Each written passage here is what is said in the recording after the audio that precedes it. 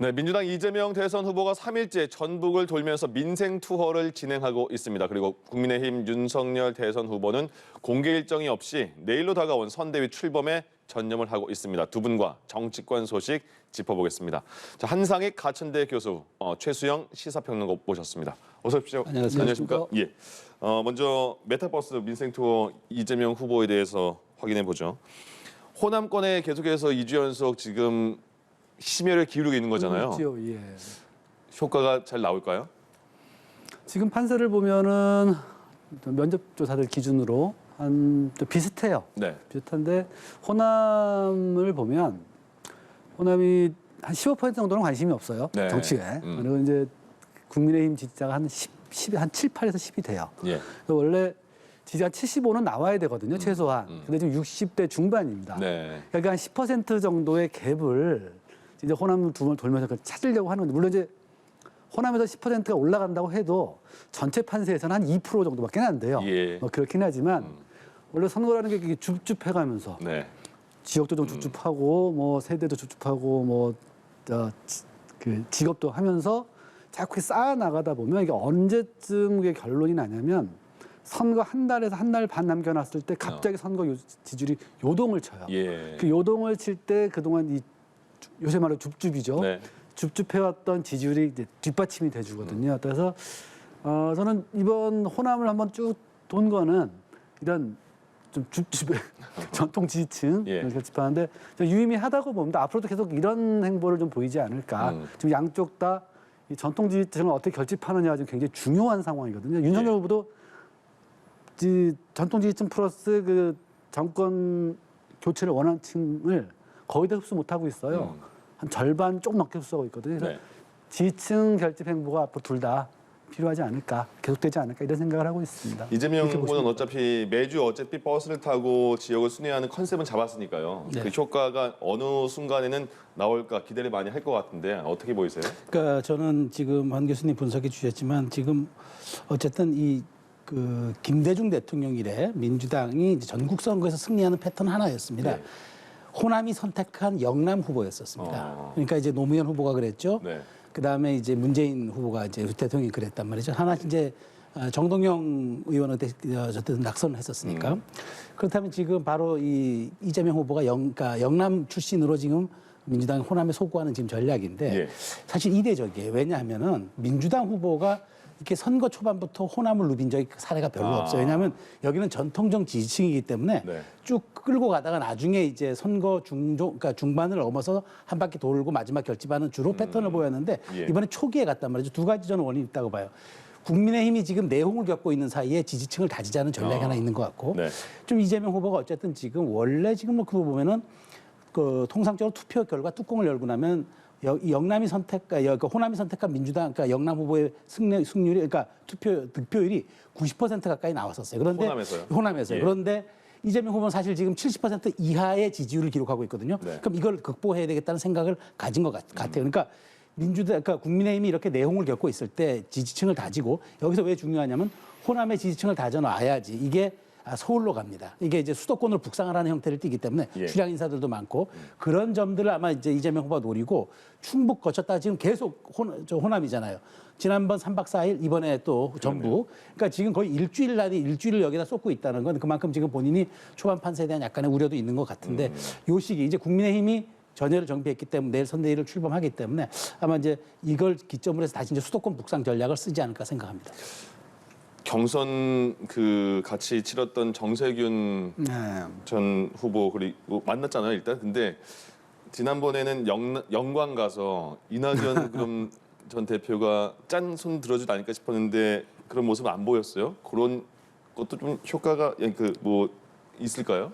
2등 후보들이라 그래요.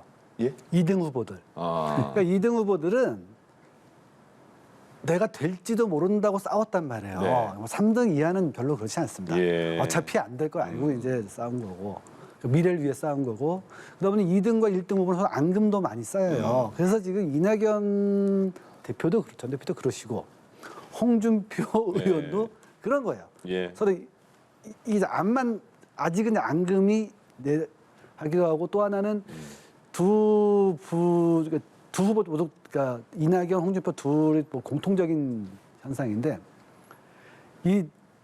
그 당에서 대표하는 분파도가 완전히 달랐거든요. 예. 그러다 보니까 이 지금 대선 후보를 적극적으로 지원한다고 해서 내가 얻을 득이 지금 별로 없어요. 그래서 지금 저러고 있는데 네. 결국 그 선거 대선이라는 거는 선거가 진행될수록 양쪽으로 뭐 홍해가 쫙 가르거든요. 결국은 둘 다 합류합니다. 저는 그렇게 봅니다. 알겠습니다. 이재명 후보가 이제 윤석열 후보 쪽에 요직에 있는 사람들 중에 검찰 출신이 많다. 네. 그러니까 군사 정권이 안 되는 것처럼 검찰 정권도 결코 있어서 안 된다 이렇게 비판을 했고요. 또 하나가 지금 정권 심판론을 계속 외치고 있는 국민의힘에 대해서 복수하는 대통령을 원하냐, 경제를 살리는 대통령을 원하냐 이렇게 계속 비판의 목소리 내고 있거든요. 어떻게 보이세요? 전 이제 선대위 출범을 국민의힘이 내일 하니까 이제 프레이밍 싸움을 간 거죠. 그러니까 사실 대통령 선거가 미래형 투표를 하는 건 맞습니다. 그러니까 네. 총선이 통상 회고형 투표, 이른바 징벌적 투표를 한다 그러면 이제 대선은 미래형 투표, 즉 이제 회고가 아니라 앞으로 나아가면 투표의 패턴인데, 그러니까 이제까지는 사실은 서로 굉장히 네거티브로 치러왔잖아요. 예. 정책도 별로 없었고. 그런데 이제 그럼 앞으로 이제 미래로 가자라고 이제 화두를 던지는 거고. 윤석열 후보의 이제 아킬레스건이라고 본인들은 생각하겠죠. 검찰 출신이라는 것. 근데 저는 이 부분에서 한번 잘 생각을 해봐야 될 지점이 뭐냐. 사실은 이 검찰 개혁이 문재인 정부의 사실 그 가장 큰 화두였잖아요. 네. 자기 이 정부의 가장 큰 공약이기도 하고. 그럼에도 불구하고 어쨌든 그 검찰 개혁의 대상이라고 했고 또 주체이기도 했던 윤석열 후보가 상대당의 대선 후보가 된 이 아이러니를 사실 국민들도 많이 정말 역설적으로 받아들이고 있단 말이죠. 예. 자, 그렇다면 검찰 개혁의 진위가 뭐였느냐? 결국은 세 가지였잖아요. 인권 보호와 그다음에 수사권 독립, 정치적 중립성이라면 이번 검찰은 과연 그러면 문재인 정부 제대로 그 법안과 제도를 통해서 개혁했느냐? 공수처는 제대로 하고 있는가? 이런 본원적 질문들을 사실 국민들이 또 하고 있는데 네. 이 검찰의 그러니까 본인들은 이것이 이제 말하자면 아킬레스건이 될 수 있다고 건드렸지만 그러니까 바로 지금 내일 제가 알기로는 그 윤석열 후보의 대선 슬로건이 국민이 불러낸 대통령이라고 하더라고요. 그렇군요. 그러니까 예. 내가 나오고 싶어 나온 게 아니라 국민이 불러냈다. 그러니까 당신들의 검찰 개혁에 문제가 있었고 그 검찰 개혁이 내로남불 검찰 개혁이기 때문에 나를 국민이 불러낸 거다.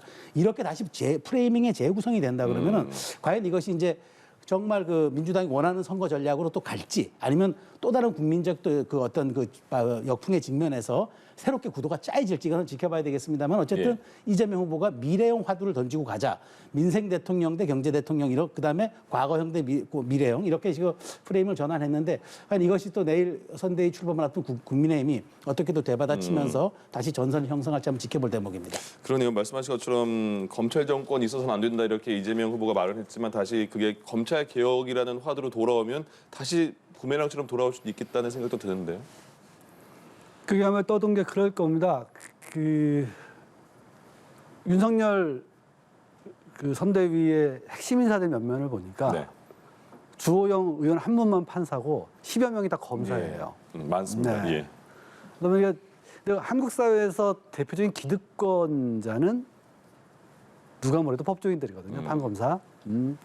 그리고 검찰 개혁 문제가 실제로 뭐 조사를 인용하지 못하겠습니다만 그러니까 다른 여러 조사들을 보면 검찰 개혁에 찬성하는 사람들은 한 60이 넘어요. 근데 문재인 정부 시기의 검찰 개혁이 실패했다는 것도 한 50이 넘어요. 그러니까 검찰 개혁을 원하는 거고 검찰로 상징되는 기득권에 대해서 비판적이긴 한데 문재인 정부의 검찰 개혁이 실패했다는 거거든요. 이럴 때 그 이재명 후보가 자 검찰이 가진 그러니까 검찰 정부라는 거는 여러분 기득권 정부한테 돌아오길 원하느냐 이런 화두를 좀 던진 거예요. 예. 그러면서 이재명 후보는 계속 문재인 정부의 검찰 개혁 이런 문제에 대해서 사과를 하고 있거든요. 나는 나 같으면 그렇게 안 한다. 저는 굉장히 영리한 전법이라고 봅니다. 그러니까 본인의 반기득권 이미지를 강화시키면서 저쪽은 기득권자 반기득권, 예. 반기득권, 저쪽은 반문만 있는 과거, 나는 민생 경제를 하는 미래. 이게 이제 프레임을 잡은 건데 그것을 그러니까 프레임 싸움을 해가면서 만들어졌을 때 국민의힘이 만들었어야 되는데 지난 2주 동안 선대위 싸움하느라고 네. 이 프레임 전쟁에서 좀 실기를 했어요. 그래서 앞으로 김종인이라는 분이 프레임 잘 만드는 사람인데 네. 어떤 프레임을 들고 나올지 해서 궁금합니다. 또 새로운 싸움이 시작이 되네요.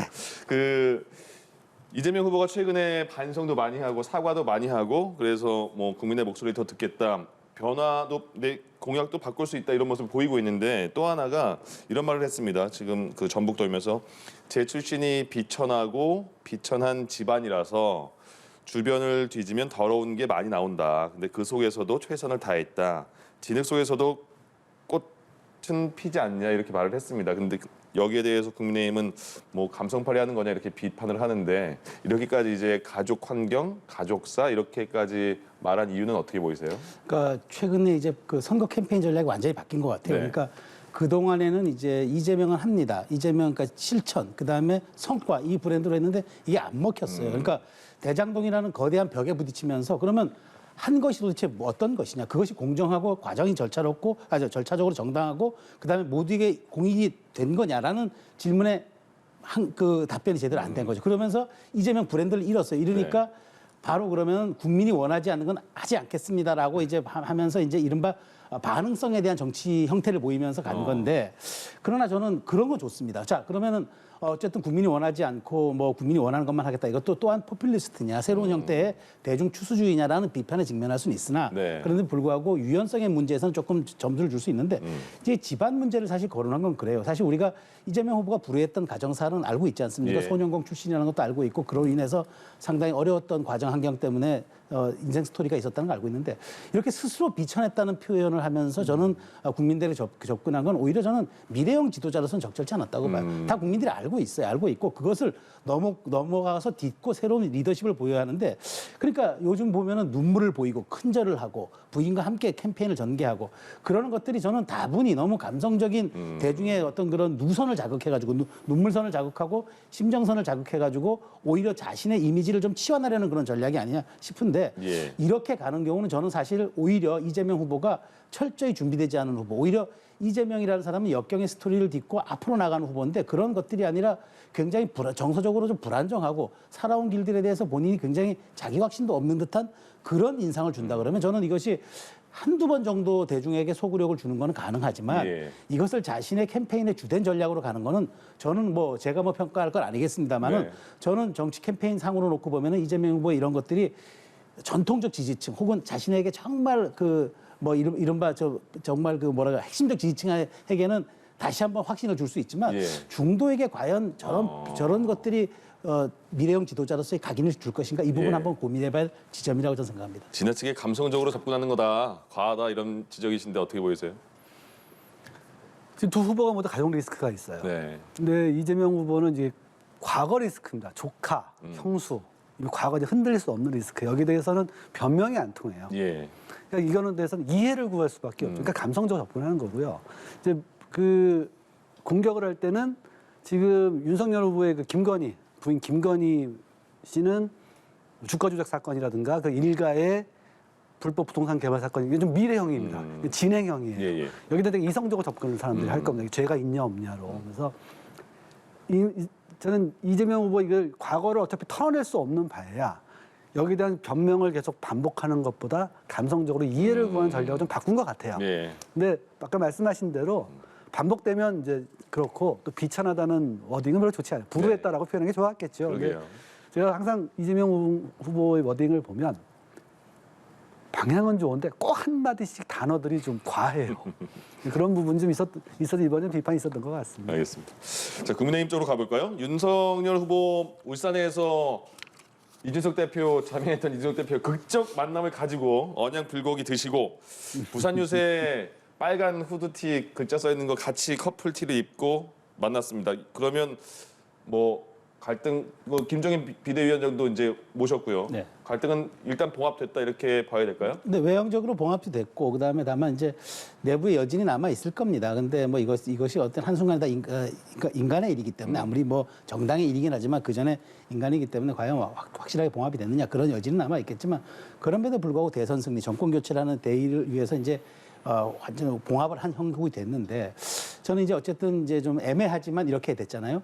최종 선택은 결정은 후보가 하는데 네. 그 과정에서 대표랑 상의한다. 좀 애매하지만 저는 봉합이 됐다고 보는 거예요. 그러니까 결국은 이제 후보가 결정하는 거죠. 다만 중간에 이준석 패싱이라는 단어는 이제 사라지겠죠. 그리고 김종인 위원장이 이제 결국 등장하면서 이준석과 김종인에 대한 확실한 서로 간의 그 연결점, 지향점들은 이제 국민들에게 이제 공유가 된 것 같고 이제 윤석열 후보가 자 그러면 이제 중요한 건 그거죠. 자 그럼 내치를 다 두 사람에게 맡겼어요. 네. 그러니까 내부의 일은 원톱도 맡기고 이준석 패싱 안 와서 당대표 두고 하는데 이제 그럼 본인이 외부적으로 활동하면서 이제 국민에게 90일 남은 동안 보여줄 게 윤석열의 국정, 윤석열의 나라, 윤석열의 방향 이걸 보여줘야 되는 게 남은 네. 거죠.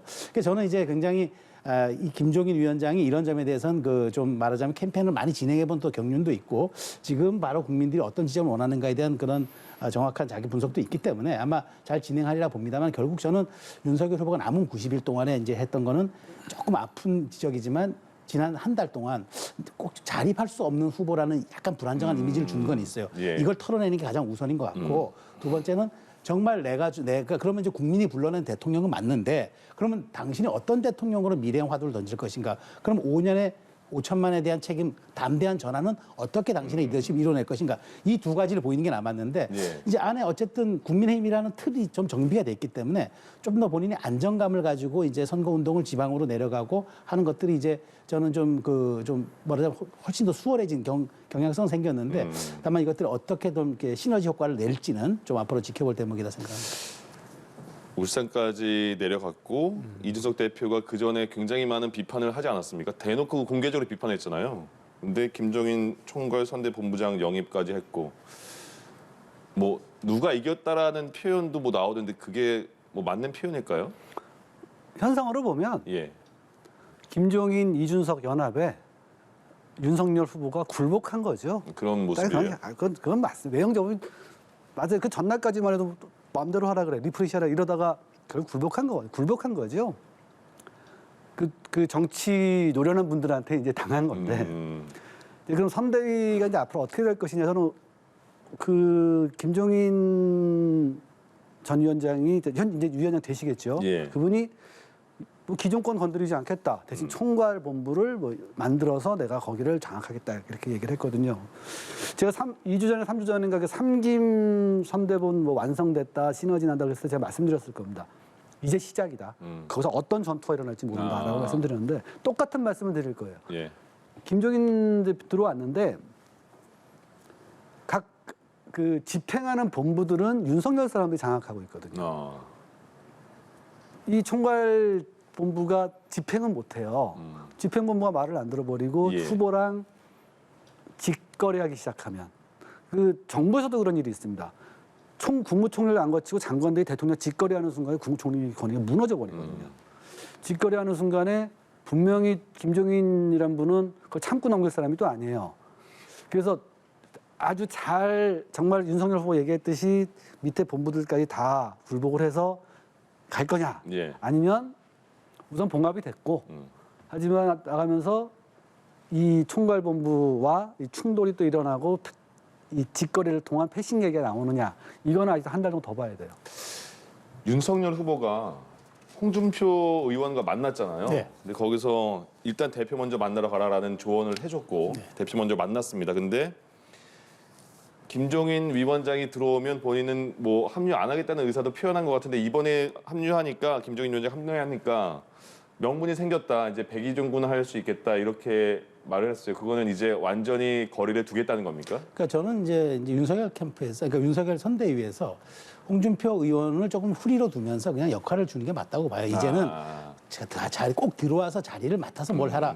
저는 그렇게 생각해요. 그러면 홍준표 후보가 선대위 안에 들어가서 캠페인한다고 그 청년의 지지가 그대로 갈까요? 예. 차라리 저는 밖에 두면서 오히려 밖에서의 화학적 결합을 이뤄내는 게 저는 맞다고 봅니다. 그러니까 너무 홍준표 의원을 지금 선대위 안으로 들어와서 자리를 준다고 해서 자 우리가 완전히 원팀이 되었고 이제 용광로 선대위가 되었습니다. 이렇게 생각하는 국민 많지 않습니다. 네. 오히려 홍준표 의원이 밖에서 할 수 있는 역할과 공간을 주는 게 저는 맞다고 보고 그다음에 이제 김종인 위원장이 총괄 지휘하기로 했으니까 그러면 오히려 홍준표 의원이 좀 편한 마음으로 본인이 자기가 잘하는 역량을 밖에서 구현할 수 있도록 오히려 이제 그걸 저 지원해 주는 게 맞다고 보고요.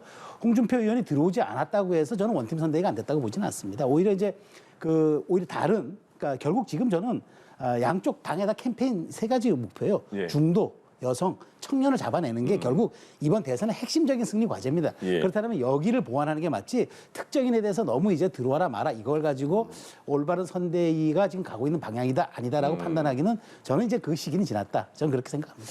임태희 전 비서실장도 오늘 보도 보니까 들어온다고 네. 하고요. 그리고 금태섭 전 의원, 윤희숙 전 의원도 영입을 할 것이다 네. 이런 얘기가 나와요. 네. 그다음에 또 추가로 권경의 변호사, 김경률 회계사도 얘기가 나오던데 이런 인선들은 어떻게 보이세요? 그러니까 정확하게 제가 말씀드렸잖아요. 여성, 경제, 윤희숙, 그다음에 금태섭, 권경의 김경률, 중도, 그다음에 홍준표 의원이 밖에서 청년을 도와준다면 그건 더 네. 좋고 이런 식으로 해서 저는 이제 캠페인 구성이 된다고 뭐 아까 한 교수님 말씀하셨지만 김종인 위원장 그랬잖아요.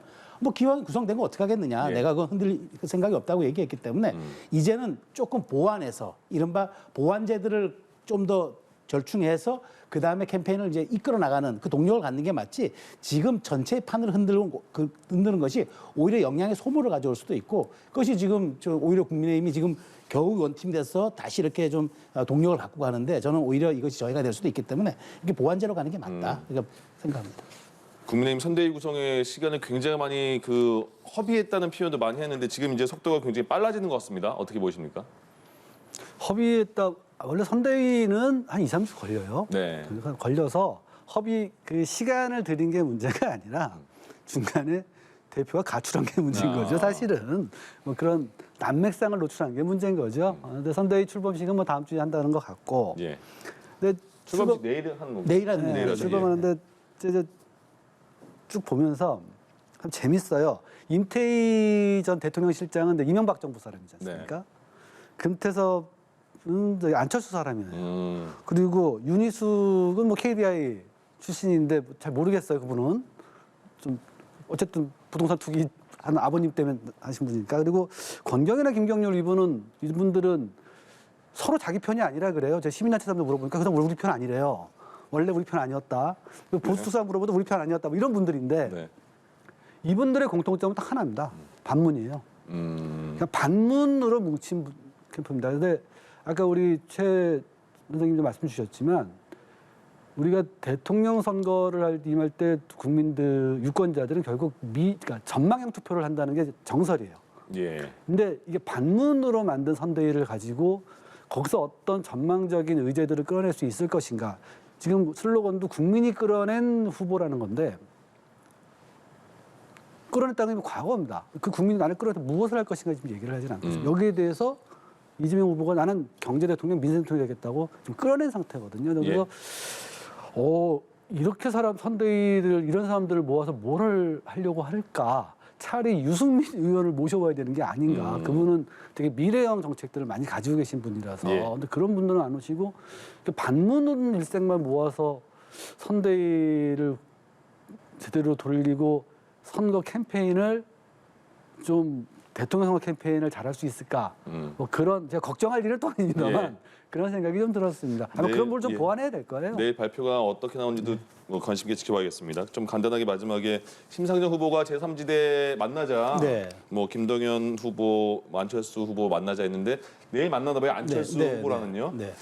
그들의 그 존재가 이번 대선에 어떤 식으로 영향을 미칠까요? 그러니까 지금 저는 그래도 가능성이 있다고 보는 거는 삼지대가 뭐 안철수 후보 표현대로 하면 일지대라고 하는데 네. 아직은 마음이 중도층이 많다고 예. 보니까 어쨌든 지금 20대의 60% 정도가 지지할 후보를 변동할 생각이 있다고 다 답변을 해요. 그리고 네. 지금 뭐 여러 가지 다 아시다시피 비호감의 대선이라고 많이 하잖아요. 그리고 지금 어쨌든 D-90이 나라 이렇게 중도층이 25%까지 그 부동층이 있는 경우가 없기 때문에 물론 이제 양당의 철학과 가치는 달라요. 다르기 때문에 후보 단일화가 제3지대 나올 거다. 저는 이렇게 생각하지 않습니다. 네. 다만 정치개혁, 그다음에 본원적인 대한민국의 선진화를 요구하는 사람들이 삼지대의 논의가 양당의 가치와 철학은 달라도 어떻게 그러면 이 기성정치권을 돌파해내는 거대 이슈들을 한번 끌어내는지 이걸 볼 것 같아요. 그렇기 때문에 뭐 쌍특검 뭐 이런 거로 시작은 하겠지만 보다 조금 정치 제도, 선거법 이런 식으로 뭔가 가용할 부분에 대해서 양당의 의제와 합의를 이끌어낸다 그러면은 저는 주목도가 상당히 높을 수 있다고 봐요. 결국 완주하고 단일화하는 건 나중 문제겠지만 예. 제3지대가 국민의 시선을 끄집어낼 수 있고 그것을 동력으로 삼아서 이슈할 수 있다는 건 그거는 이제 두 후보가 가진 마지막 어떤 그 카드일 수 있기 때문에 이걸 어떻게 잘 조화롭게 이끌어가는 거야. 이건 아마 또 90일 남은 대선의 한 포인트라고 저는 생각합니다. 여기까지 하겠습니다. 한상익 가천대 교수, 최수영 시사평론가 두 분과 함께했습니다. 고맙습니다. 감사합니다. 감사합니다.